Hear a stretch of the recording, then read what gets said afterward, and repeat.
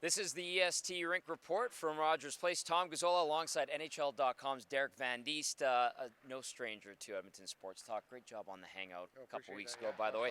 All right, we're into the preseason now. Oilers take on the Jets once again. They played here last night, Oilers falling to the Jets in the shootout. DVD, what did you take out of that game with the lineup that the Oilers had that did feature some veteran players? Well, they had their second line, I think second and third lines in there, and a couple of the top defensemen. So, it's just they're getting their feet wet. There's like they're dipping their toe in the water. Yeah, no one wanted to get hurt. No, they just kind of feeling their way through. I thought that was the process last night. They were playing against a team that brought a lot of young kids that are trying to make an impression. So when you have some veterans that are just trying to feel their way in and get some touches on the puck against a young team that they want to make an impression. They want to show the coaching staff something. You're going to get a game like that. It was kind of uneventful for a while there. Totally. Obviously, the Oilers, I thought Zach Hyman looked pretty good. He hit the crossbar late, so scored a goal. But, for the most part, I thought it was a good kind of introduction to those guys, and they're going to kind of start getting their feet wet here as you go along in preseason.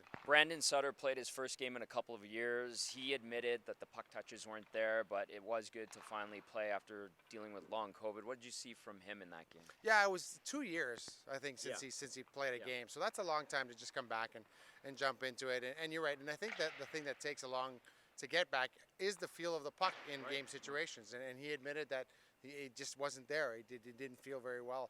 But that's going to come. That's going to come with time and game speed and game shape. And everyone always talks about how game shape is much different than practice shape. Like you have to actually play games to get in game shape. So he's going to take a while to get up to game shape and things like that. But so it's good that he got that game out of the way, and now we can focus on the next one and the next one and the next one.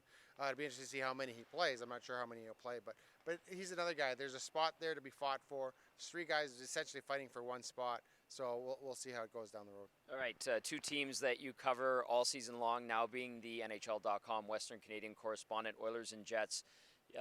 What are you looking for in this game? What do you think we're going to see from Winnipeg? I know they'll probably ice a more veteran lineup being on home ice. And then from the Oilers, I mean, Brad Malone, the wily vet, will be centering a line. He's got, we're going to see Bourgault tonight. We're going to see Matvei Petrov. Raphael Lavoie gets his first look.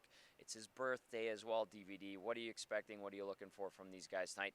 Watching the stream, which will be on Oilers Plus because we don't get TSN locally here in Edmonton. Yeah, it's interesting the way the preseason has kind of developed now, where you send a bunch of kids on the road. The veterans don't want to travel. They want to play the home game. So we'll play the 4 home games or the 3 home games. Let the kids experience that traveling. They're going to fly in, play the game, fly out. So it's not necessarily like NHL travel where they go in the day before. So, but I think this is a good chance for guys like Raphael Lavoie to make an impression. Like he wants to stay here. He's done everything that he can do at the AHL level. To me, in my opinion, like he's been there, he's done it.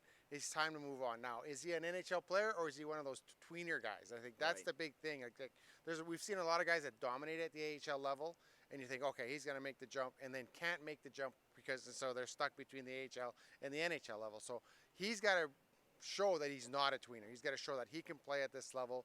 He can do the things that he needs to do here. And there's a job for him. Like if he does the job, they'll keep him. And essentially they brought in some guys on PTOs, but he's the guy. It's like, hey, this is your job to win. If you win this job, then we're not going to worry about the guys on the PTO. We brought these guys on the PTO just in case we didn't think you were ready to make the jump. So I think it's really his job to lose, and today he's going to try and make a good impression. One of those PTO guys will be playing. It is Adam Ernie. What do you think there? What do the Oilers have in this guy? Could there be a spot for him? Does he just have to outperform a Raphael Lavoie? How do you see this playing out? Yeah, I think this is a guy that he has some NHL experience. They brought him in here to just add depth to the bottom half of that lineup. And I think this is a guy that kind of like Janmark was a year ago. They brought him in. Janmark had to start the year in the AHL for the same reasons. They're only going to carry 21 players this year because they're having cap issues. So he's a guy that could be this year's Janmark, right? If he goes down, he makes an impression, he wins himself a contract.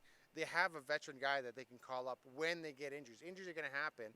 When they get injuries, he can come up and make an impression. So I think he has to show that he can play at this level, he can contribute at this level, and he can be a good bottom 6 guy if the Oilers need him. As we recall, last year the Oilers had Jason Demers. He only played the 1 game, got that, game number 800 for him.